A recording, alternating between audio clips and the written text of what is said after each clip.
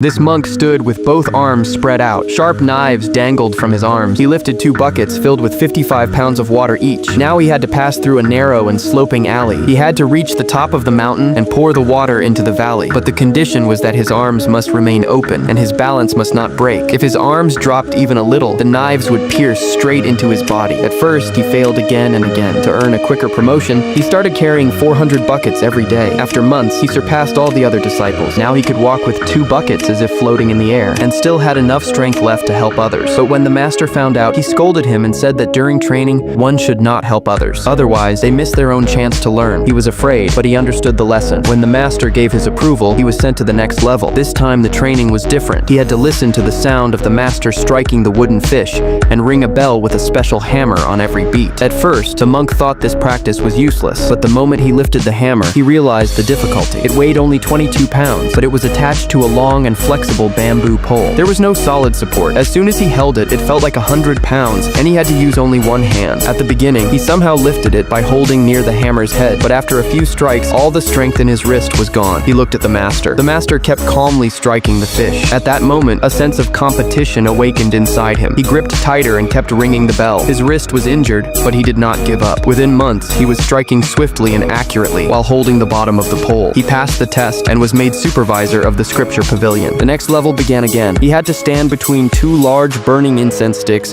and fix his gaze only on the moving flames. His head was not allowed to move at all. At first, he was confident. His eyes quickly followed the flames, but as soon as the master increased the speed, his head moved unintentionally and he got burned. The master sternly said, "Your eyes may burn, but your head must not move." This time, he calmed his mind. No matter how fast the flames moved, his head remained steady. For part 2, like and subscribe and visit my channel.